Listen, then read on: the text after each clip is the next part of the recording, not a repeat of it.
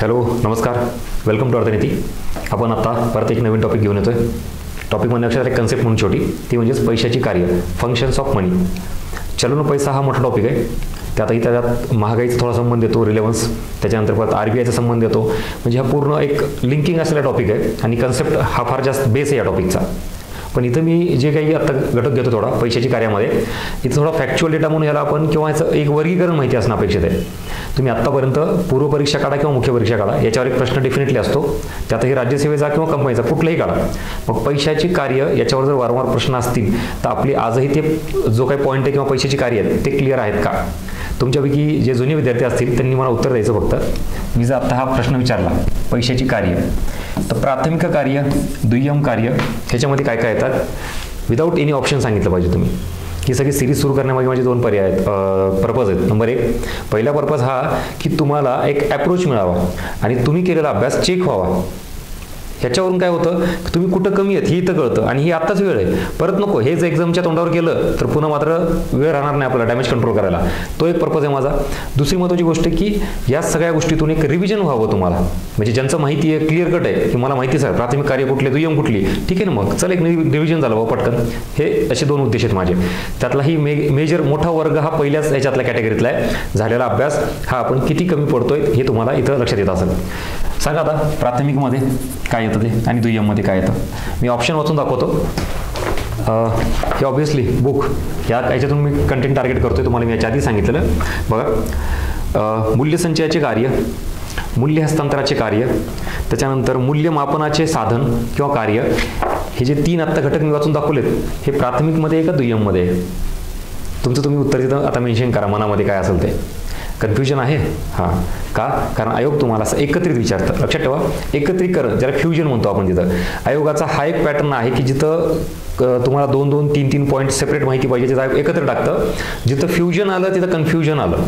मग आता आपल्याला हे जर दूर करायचं असेल काय कन्फ्युजन, तर सेग्रिगेशन माहिती असलं पाहिजे, क्लिअर कट. प्रश्न ओळखीचा आहे का? तर यस. वाचलेला आहे का? तर हो. पुस्तकातूनच आला आहे का? तर आलाय. मग काय फायदा? तुम्हाला सॉल्व्ह होतंय का? तर नाही. याचं उत्तर नाही आहे. का नाही होत? Same bifurcation. लक्षात घ्या. ह्याच्यात प्राथमिक कार्यात आता हे प्रश्न विचारणं झालं, मी डायरेक्टली मुद्दाम कधीच कंटेंट लिहित नाही. त्याचं कारण आहे कळू द्यात चुका, बाहेर येऊ द्यात सगळं. आपण जर पैशाची कार्य एवढा साधा पॉईंट आहेत अख्ख्या महाराष्ट्राला माहिती, तर ही जर प्राथमिक कुठून दुय्यम कुठले येत नसतील तर ही वेळ आहे सुधारायची. आणि मग 2024 साठी आपण प्रबळ दावेदार कसं ठरू शकतो स्वतः, राज्यसेवेसाठी किंवा कंबाईनसाठी? नाही ना, बेसिक आहे. मी मागच्या व्हिडिओमध्ये सांगितलं, मायनर एखादा घटक असतो अभ्यासातला, तो फार मेजर डॅमेज पोहोचवतो. हे जर मेजर डॅमेज पोहोचायचं नसेल तर या छोट्या मायनर घटकाकडे दुर्लक्ष करू नका. घ्या आता उत्तर याचं काय ते. प्राथमिकमध्ये येतं विनिमयाचे माध्यम आणि मूल्यमापनाचे साधन. विनिमय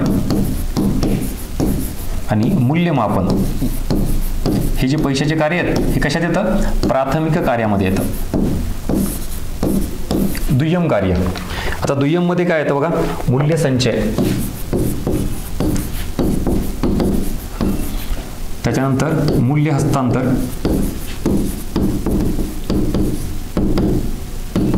आणि विलंबित देणी. हे सगळं पुस्तकात दिलेलं आहे. हे तुम्ही इथं लिहून घ्यायची किंवा अशी काही गरज नाही आहे. ऑलरेडी आपला हा चार्ट दिला बघा. आता हा चार्ट आहे ना, इथं तुम्हाला बायफर्गेशन करून देतं. ॲज इट इज परीक्षेत प्रश्न विचारला की हा चार्ट आठवला पाहिजे की प्राथमिक कार्यात कुठले, दुय्यममध्ये कुठले, हा मुद्दा येतो. सॉर्टिंग. आता इकडं ही क्लिअर झालं म्हणून सर, कळालं आता. विनिमय आणि मूल्यमापन हे दोन प्राथमिक कार्य आहेत आणि हे तीन दुय्यम कार्य आहेत. तिसरं अनुषंगिक कार्य, आकस्मिक कार्य. मुळात हेच माहीत नाही की हे नेमकं काय म्हणायचं. अनुषंगिक कार्य आणि आकस्मिक कार्य म्हणजे काय आणि ह्याच्यात काय येतं याचा विषयच येणार नाही म्हणा सर आम्हाला. लक्षात ठेवा, स्थूल आर्थिक चलांची मोजदाद करणे असा आयोगाचा एक वाक्याचा भाग होता, कीवर्ड होता. आय रिपीट, इथं काय केलेलं आहे आयोगाने? शब्द स्थूल आर्थिक घटक किंवा चल हा शब्द आहे. याचं मोजमाप करणे म्हणजेच हे अनुषंगिक कार्य किंवा यालाच आपण आकस्मिक कार्य म्हणतो. हे आकस्मिक कार्याची डेफिनेशन काय? तर स्थूल आर्थिक घटकांचं मोजमाप. स्थूल म्हणजे मॅक्रो, म्हणजेच राष्ट्रीय स्तरावर व्यापक स्वरूपात आपण मोजमाप करतो.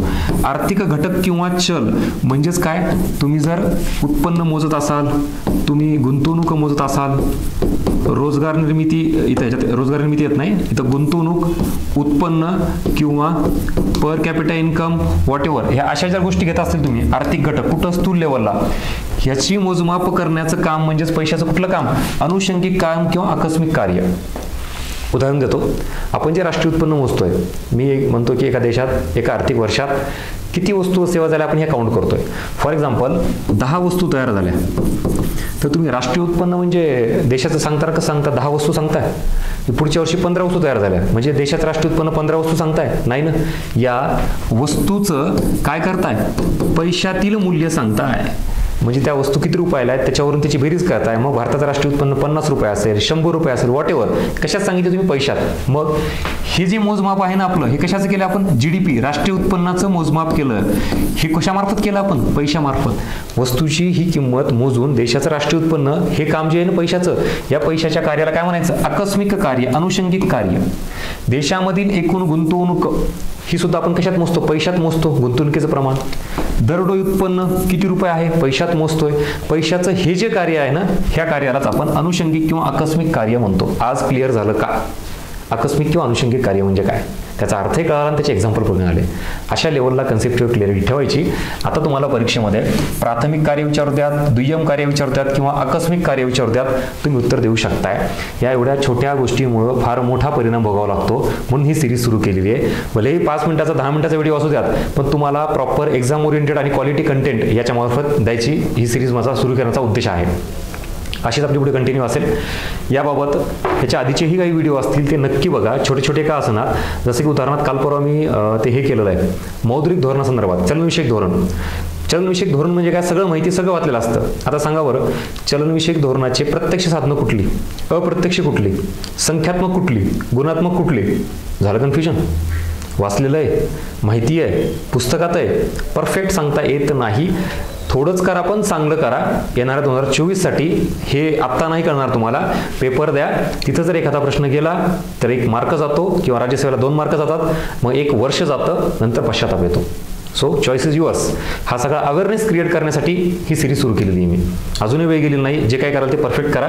आणि या सगळ्या गोष्टीसाठी इथं आपण आत्ता 8 जानेवारीला नवीन बॅच सुरू करतोय आणि 7 जानेवारीला रविवारी सेमिनार ठेवलेला आहे. 2024साठी ज्यांचं टार्गेट आहे इकॉनॉमिक्स संदर्भात प्रिपरेशन स्ट्रॅटेजी असेल, PYQ ॲनालिसिस असेल किंवा रेफरन्स बुक, या कुठल्याही डाऊटबद्दल तुम्हाला जर विचारायचं असेल तर हा सेमिनार नक्की अटेंड करा. आपलं नारायणपेठ पोलीस चौकीजवळ ऑफिस आहे, तुम्ही येऊ शकता. बाकी बुक संदर्भात जे आत्ता कंटेंट चालू आहे, किती बुक ऑथेंटिक आहे, एक्झाम ओरिएंटेड आहे का, सर परीक्षेमध्ये त्याचं रिफ्लेक्शन आहे का, ह्या सगळ्या गोष्टी मी सांगण्यापेक्षा आपल्या अर्थनीतीच्या टेलिग्राम चॅनलला हे टाकलेलं आहे. आत्तापर्यंत ज्या 4 एक्झाम झालेल्या आहेत त्याच्यात किती प्रश्न इकॉनॉमिक्सचे होते, त्याच्यापैकी इकॉनॉमिक्स गाईड आपल्या या बुकमधून किती कव्हर झालेले आहेत विथ प्रूफ टाकलेलं आहे. सो तुम्ही बघा आणि तुम्ही डिसाईड करा की यूज करायचं नाही करायचं, एक्झाम ओरिएंटेड आहे.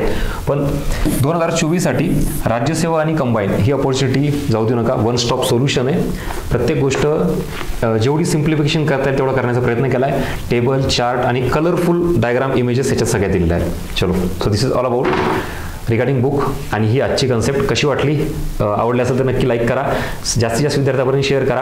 हा अवेअरनेस जेवढा वाढेल तेवढा आपला अभ्यास चांगला होईल आणि एक्झाम ओरिएंटेड अप्रोच आपल्याकडे निर्माण होईल. ठीक आहे. सो भेटूया पुढच्या परत नवीन एका फॅक्ट्स किंवा कन्सेप्ट सोबत. Thank you so much.